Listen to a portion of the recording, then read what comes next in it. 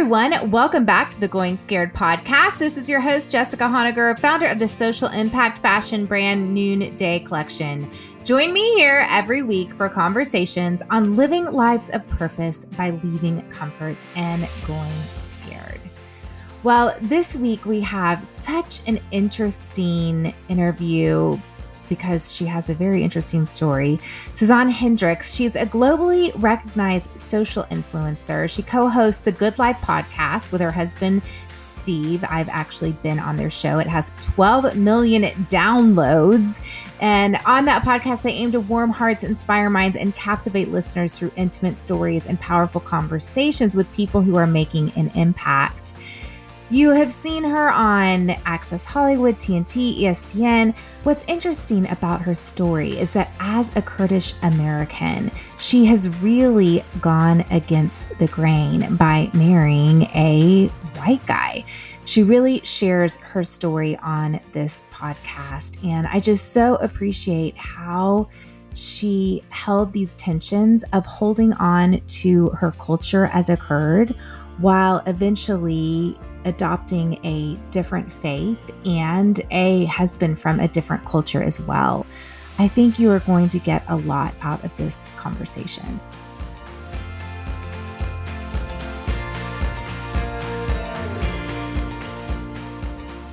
Sazan, so happy to have you on the Going Scared podcast and happy to have you in Austin, Texas. Thank you. I am so happy to be here. And man, it feels good to be back in Texas. I'm so glad we're here now full time.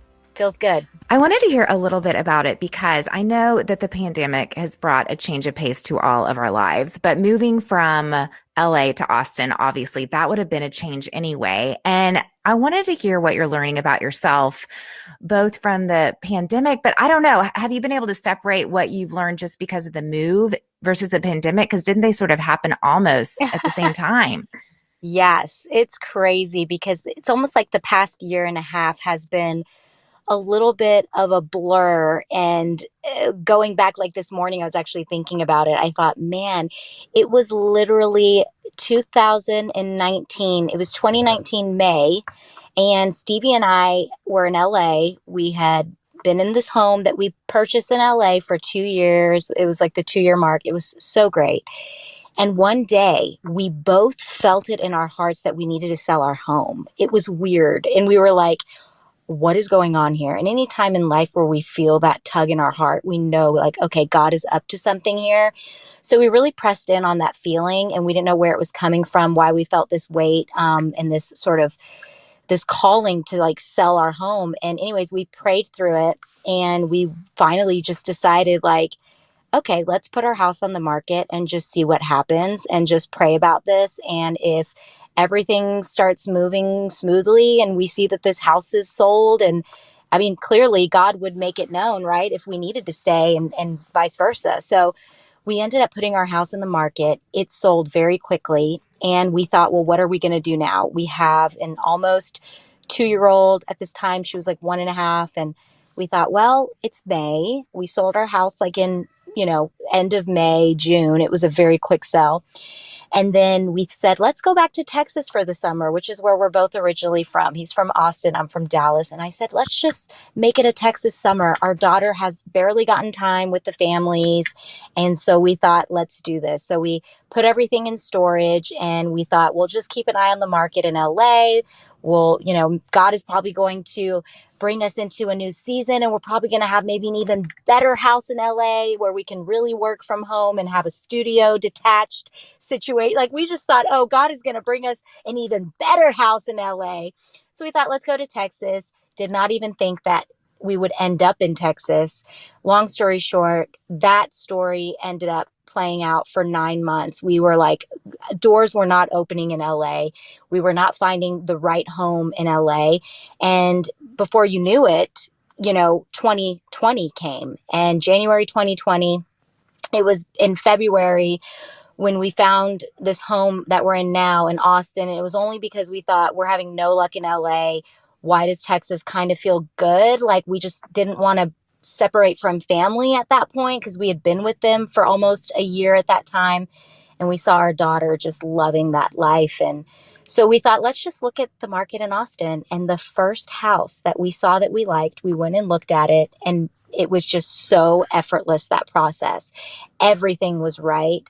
And before you knew it, we bought that house. We bought the house in February, and then everything shut down after that. So Wow. March is when the pandemic really hit us, and we all realized, wait, this is something serious. And I thought, wow, praise God, we were not in LA during that time, because the reality is we would have probably had a really big fat mortgage. We would have probably bought a really expensive home, and we honestly would have been sitting in it by ourselves and Right. would have ultimately felt like we wanted to be with family in quarantine. So like we would have probably ended up going back to Texas just through the pandemic, because you saw how that all played out. And so Hmm. we were just like, thank God. We were, for the longest time, we still didn't understand, like, what is God doing here? Even through the pandemic, we were like, what's going on? Like, and it just became more and more known, like, Texas was where we belonged. And I cannot tell you today now, we're in 2021, and it's been over a year since we've gotten situated here in Texas. And Austin just feels so right for us. It's just, I am so happy that we're here. I've never had more mental clarity than I do being here and leaving LA. I really struggled in LA with just mental fatigue. I always felt like there was a fog every day. It took a lot for me to just get to a place where I could focus. And there was something about this Texas move where God just like brought me so much peace, brought me so much clarity, and has totally unwrapped all of these new gifts and these new desires that have been put on mine and Steve's hearts. And it's just been a really beautiful, not easy process, but it's just been filled with so many hidden blessings. And I'm just so glad we're here. Well, and if you love Austin during a pandemic, you're really going to love it. When you're I not, no, know. yeah, probably haven't gotten to really explore too much of it just yet. Exactly. It's like I don't feel like we have officially pressed start on our life here, because we've been living in it through a pandemic. So it's just kind of like, I can't wait to see what it's like when we're not there. Okay, so you're mentioning God a lot very casually. And I have to say, when I was introduced to your brand like 10 years ago, is right when I was starting Noonday Collection, and we shared an accountant. And I think I was kind of outside of his, scope of what he was used to. And so he immediately was like, yeah, you should meet up with this person, Sazan. She's really cool. She's a believer. She's out in LA. And my podcast is very much, about courage and entrepreneurship. And then we touch on faith too, because I am of the Christian faith. But I remember going and checking out your brand at the time, and faith was not a really big part. It mainly was about beauty. And I thought you guys were absolutely hilarious. I loved your YouTube stuff. I immediately sent it to Jamie. Ivy was like, Oh, you're so you've got to sweet. meet this couple. They're so fun, have such great presence. But I've noticed over the last couple of years, that's become a lot more a part of your public persona. And I was just so curious about that journey for you. If you could take us behind that journey. Yeah. And I don't know if I'm coming up with the right assumption. That's like from my outside looking in. Yes, you're totally. I think you hit the mark there. For me, I started out in this digital space, like, I mean, 9+ years ago, before Instagram and all of that. I had my blog in college, and then I ended up moving to LA thinking that I wanted to do TV stuff, and then that just did not. It didn't end up working out. It didn't feel right again, and God led me to this whole virtual thing. And I thought at the time, how am I going to make a living off of this? Like, what is this going to look like? And at that time in my life and in that season, I was really passionate about beauty, fashion, trends. I mean, I just really loved all of that stuff. I was at the time not married, didn't have kids. That was just in that season of my life for several years. That was just something I was really passionate about. But then I realized, as Stevie and I got closer in our relationship and we got married, as I started slowly but surely opening up to my community that I had grown to love at this point, felt like I knew these women who were following me like they were my virtual sisters. And it sounds crazy, but really it's like this online family that we've been able to establish through the virtual world. And I noticed that there was so much more to me that I was kind of keeping inside. And for me, the faith category or, department or whatever you want to call it, that was something that I felt like I can't necessarily share that. It's off brand in a sense, which is so crazy at this time. But all the while, behind the scenes, God was doing crazy things in my personal life. Stevie and I were entering a season where we were about to be married, and I knew that I needed God because I was going through it. My family at this point did not support our relationship because of cultural barriers that were in place, and that was really hard on me because I knew that there was a weight on my shoulders, a decision that I had to make. And it was ultimately marry the guy who I genuinely love, or don't marry him and make your parents happy, And I was just kind of like one leg in, one leg out.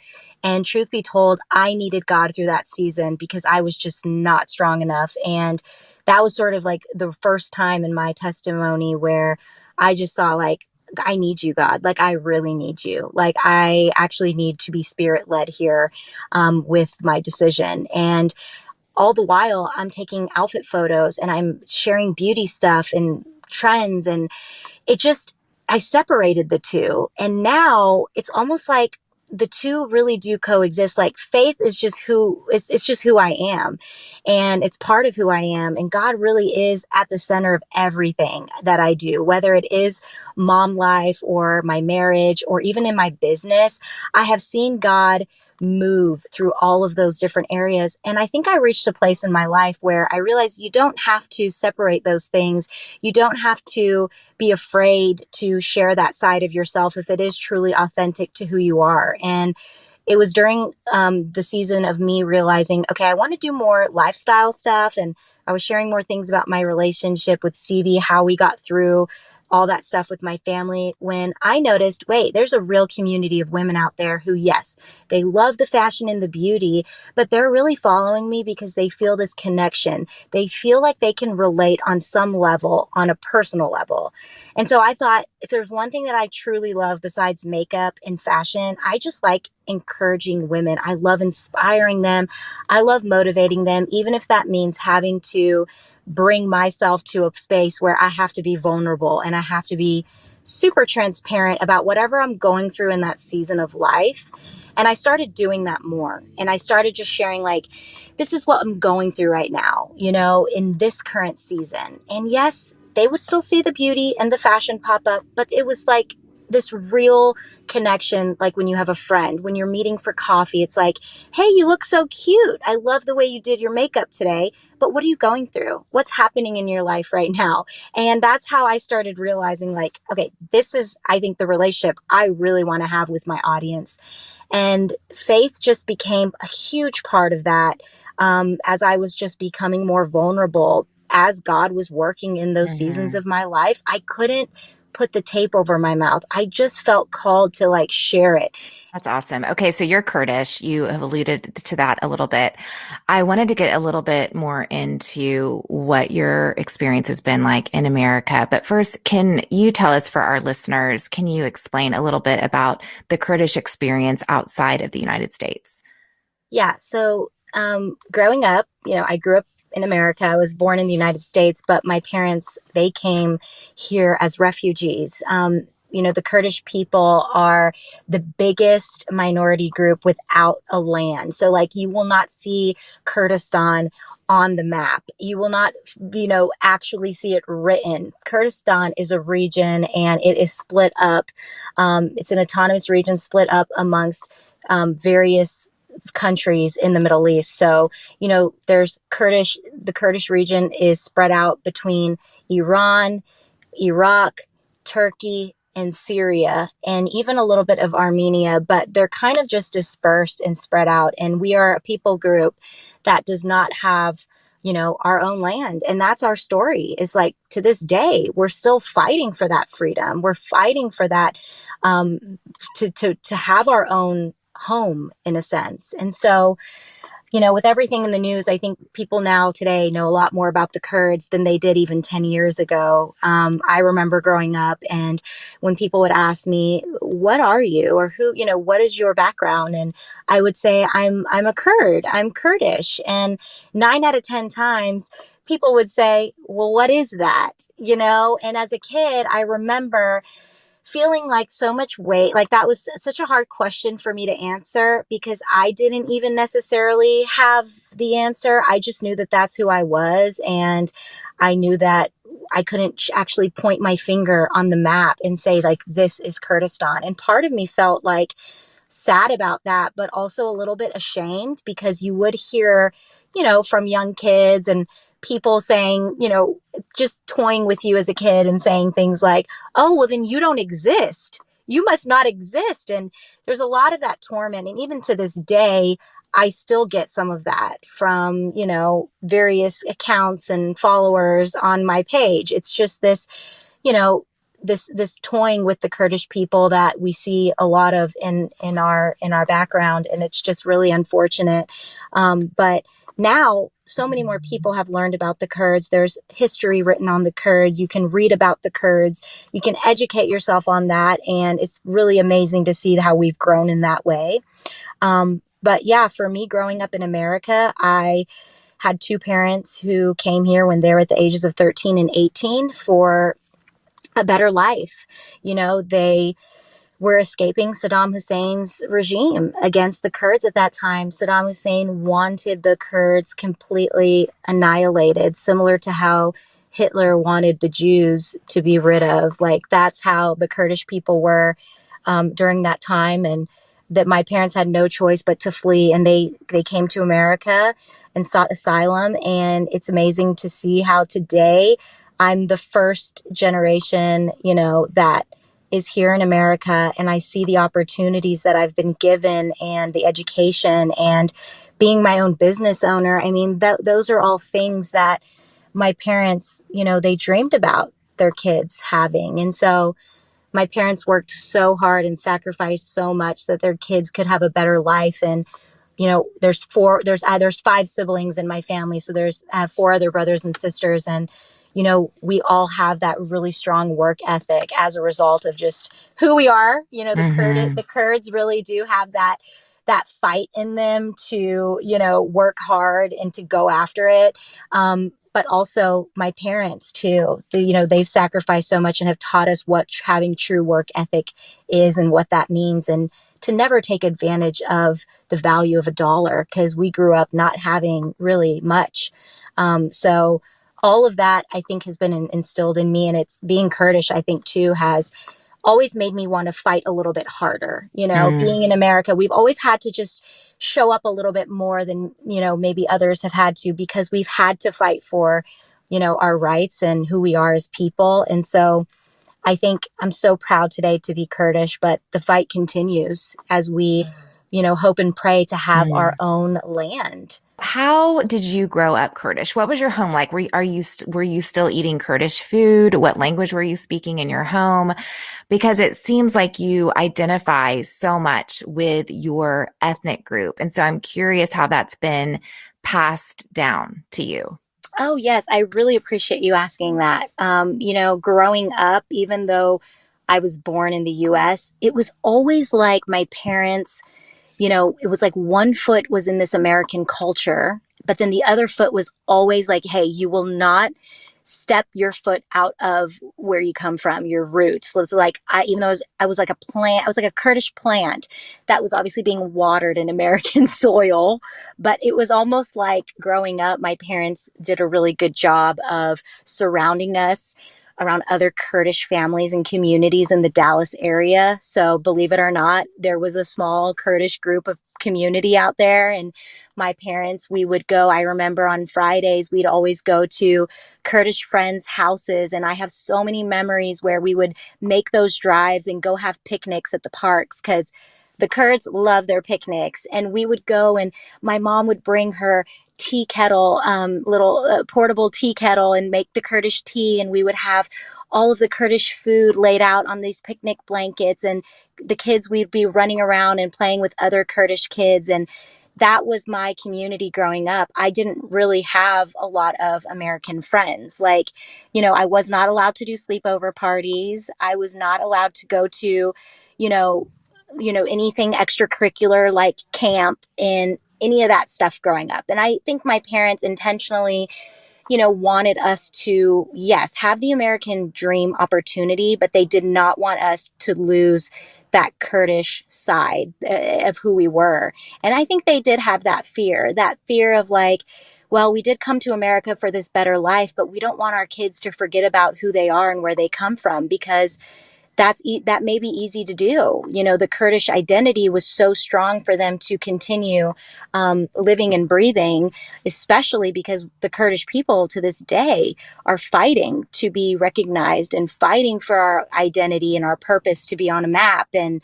have a region of our own. And so knowing that my ancestors really literally died for the Kurdish cause, my parents, it was like their religion was the Kurdish name. It was being Kurdish. So you can imagine why, when it came time for me to decide who I wanted to marry, my parents did have that fear again, come crawling back of like, if she marries an American man, the fear, I think, was like, this is it. She's going to leave her Kurdish roots behind her, and she's going to forget who she is and where she's come from. And was it clear growing up? Like, were they already kind of trying to matchmake you? And it was never like this whole, we want to arrange their marriages, thankfully, because like, thank God my parents genuinely found each other and fell in love. But there was always that conversation with me and my two older sisters. There was always that conversation of like, just so y'all know, my dad would always say, I'll give you anything in the world. Just always promise me that you will, marry, you'll never marry outside of the culture. That was kind of like Dad's rules. It was like, I will give you guys anything and everything you need and want. I'll buy you what you want. Don't ever disappoint me by marrying somebody outside of our blood, basically. Wow. So growing up, that was my dad's voice. That was always in the back of my head. I never allowed myself to have boyfriends.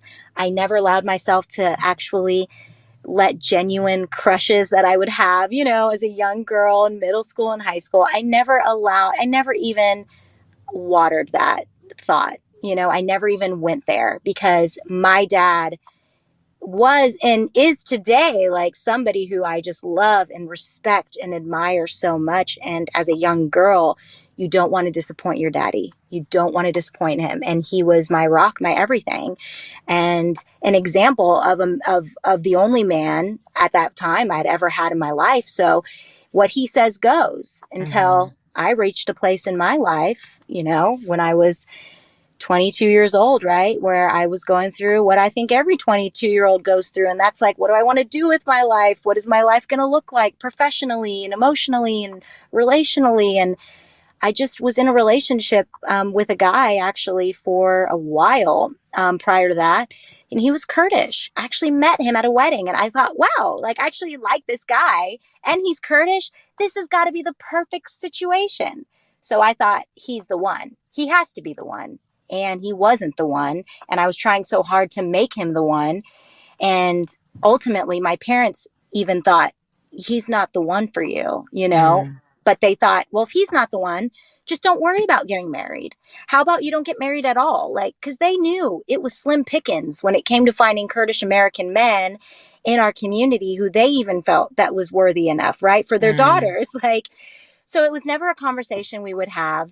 It was always like, let's just not talk about it. And when it comes to that time, that guy will show up on your doorstep. That was how it was. And I'm like, oh God, I'm never going to get married if that's the case, Yeah, seriously. So walk us through, because I know you eventually did marry Stevie and your worst case scenario did happen. Your parents did disown you. Walk us through that, and then what your relationship is like with your parents today. Yeah. So, we'd been in LA. It was 2014. Stevie and I had been dating at this point for 3 years in secrecy. It was also 3 years, around the 3-year mark, that I had gotten saved. I was a very new believer, and I was walking that walk while also walking in a walk where I was being dishonest. Like, I just was like, how can God do anything when I am honestly walking in a lie out of fear, And I knew what God was doing. He was getting me to that place, right, where I could truly trust him, getting me to the edge of the cliff, which is where I had been in 2014, 3 years in, and knowing that this is the man I want to marry. We've been dating for 3 years, and I know he's the one. And being at the edge, I knew that I needed to jump. And jumping meant you need to tell your parents. Now, in my culture, you don't really go and tell your parents when you're dating someone, whether he was Kurdish or not. It's almost like when you tell your parents about somebody, he better be the one. You know what I mean? And so for a couple of years when I was dating Stevie, I was genuinely just feeling that relationship out. We were going through what normal couples go through when you're dating. I mean, it's not like I met him and said, oh, he's my husband. Had I gone to my parents at that season of my life and said, I'm with this guy, he's American, we're dating. I don't know if he's the one though, because we're just dating. That just to me would have probably freaked my parents out more than what they needed to know. I grew up in a house where it's like, don't give every single detail. You might give your parents a heart attack. Just sort of figure it out as you go and hope for the best. So I was still very much living in this white lie of a life, which I had been doing a lot throughout my life. It's like, so at that point, 3 years in, I knew it. I knew it was time. I knew he was the one. And Stevie really encouraged me through that season. And his parents had known about me, but my parents didn't know about him. And so I remember we set a date in the calendar. Is one of those things in life where it's like if you have to rip a Band-Aid and you know it's a ticking time bomb, the more you let it sit, it's going to fester. And you're going to convince yourself why you shouldn't go and rip the Band-Aid off. So we set a date in the calendar. We said 2014 Thanksgiving, I'm going to be back in Dallas. I'm doing it then. This had been back in August when we had that conversation. So I knew I had a few months to really prepare myself spiritually and mentally and emotionally. It's going to get done whether you like it or not. And so Thanksgiving had come around. I went back to Dallas. I didn't end up doing it then. I don't know why, but I actually do know why now. It was because I was seriously in that moment looking around at the Thanksgiving table, and I looked around and I saw all of my family members' faces, and there was that innocent, fragile girl in me and this voice that said, if this is going to be the last Thanksgiving that I get with my family before I get disowned, I selfishly just want to enjoy it with them one last time. And that's what I had thought in that moment and in that day, on that day. And I ended up coming back to LA, and I felt like I let Stevie down. I felt like I let God down. I felt like I let myself down. I had been almost kind of like you're getting ready for like a training, for a marathon. I had somewhat gotten myself to that place of like, this is when we're doing it. It was on the calendar. I saw it every day, and then I didn't do it. And I thought, and then I remembered, if anything, I said, I need to let God lead the way on this. Really, truly. It's time to take, instead of 1 foot in, 1 foot out, it's time to plant both feet in on God and let God let me know about his timing and when it's the right timing for him, and to learn that and to just surrender to that. And I said, fine. I said, God, will you, when it's the right time, will you just put it in my heart in that moment? Like, I want you to make it so clear, God. I want to know when it's the right time. So fast forward to 2 weeks later, I'm in LA and my dad's in town. And I remember he came and saw me at the apartment. I was the only one there. My sister was out of town. We'd been living together. And my dad gives me a hug, and I felt the Holy Spirit literally say to me, tonight's the night, sister. Like, you're doing it tonight. And I knew that there was no backing down. In fact, there was this peace that followed the anxiety that I knew what was about to happen. I ended up telling my dad that night, and obviously it went exactly how I had imagined, not good. But there was this, for the first time in my life, there was just this weight that had been lifted that I felt like, oh my gosh, when you reveal how you're feeling, that's when the true healing can begin. So I knew I needed to just come out and tell my dad how I was feeling. And the day after that was like day one of healing. And now I'm walking in my truth. I'm not being dishonest. God is literally in this now. I've given 100% of myself to him because I have no family now. That's what I was thinking at this time. And long story short, We ended up getting married 5 months after that. My parents were not at my wedding. Um, and Stevie and I, we did it. We got married. And it was literally on my honeymoon when my mother texted me and was just like, I have had a crazy dream. And I just realized that I can't treat you this way. I can't do this, like not being there with you. And I guess she had realized not being at my wedding. Like, anyways, it was almost like the healing was beginning. And so we ended up doing a little reception for my family, kind of like a remake of the wedding with all my family except my dad. But my mom and everybody was there. And it was just like a few months after we got married. And it was just like God was moving in my life and showing me, like, do you really think that I was going to, like, get you to this place where you had to really walk in true faith and then just to remove your family from your life and them never coming back? No, God sort of allowed me to let go of that, my family, but he brought them back and we were stronger than ever because we were finally starting a foundation on honesty. Like, our relationship was finally, like, I could be honest with my mom about, like, here's the guy I'm with. I've never been able to, like, bring a guy around you, but this is my life now and this is who I am. And my dad took longer to come around, but when Teeny was 8 months old, my dad met Teeny for the first time as well as Stevie for the first time, all in one day. Wow. And it was honestly one of the most God-filled days of my life. I cannot tell you how beautiful that day was to see that. My dad, when we pulled up to the house, he walked outside. There was something about that that really blessed Stevie, to see that my dad wasn't just sitting inside waiting for us to come to him, He right? came out to welcome And you. yes. And my dad is a very kind of emotionally closed off person. Naturally, he's just very just introverted, sort of to himself. But he came out to us and he hugged Stevie. He hugged me. He saw Teeny. And it was just this full circle moment. That's awesome. I want to switch gears very abruptly, and I wanted to ask you about Gen Z. And my daughter is almost 15, and I am getting to be friends with some of the, I call them kids, and in her life that are kind of mentoring her, that are in their early 20s.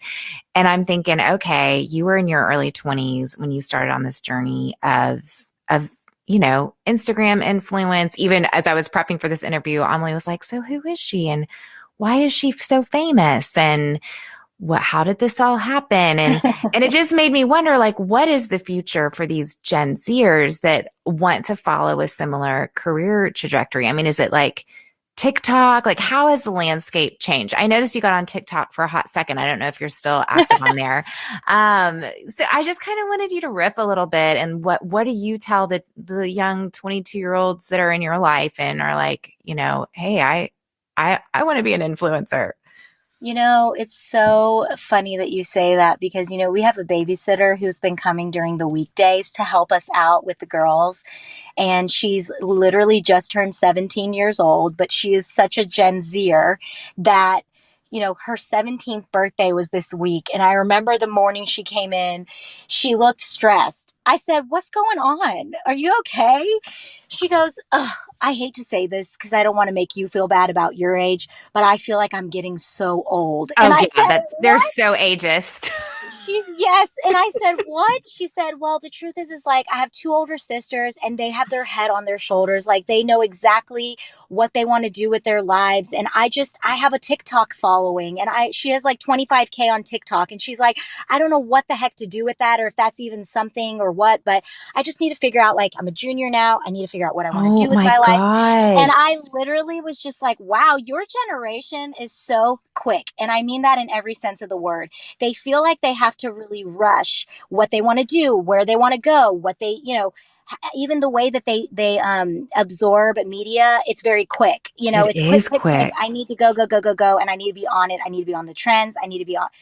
And I was just like, girl, slow down, breathe. I wish somebody would have told me that, because me being the type 3 Enneagram that I am as a 17-year-old, I was in the same headspace of like, oh my God, what do I want to do with my life? Granted, I didn't have the distractions of social media at this time, the TikToking at this time, and just the noise, I think. And I just told her, I said, Sarah, you are so young. You are still young. So take a sigh of relief, breathe through that. You are not old. You're not getting old. But I said, it's so important that you know that you just need to show up and just be whoever it is that you feel that you are right now in this season of life. And don't try to be anything else. Because when you're trying to race to whatever finish line that you think is out there, a lot of the times you're actually going towards dead end alley.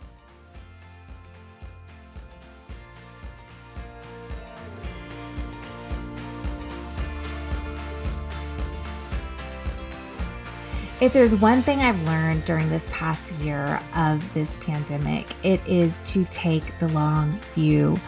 During those days when I thought I was just going to be swallowed up in all of the suffering that's been going on right beside me with friends, but also globally with many of our artisan partners, I just would remind myself it's not always going to be like this.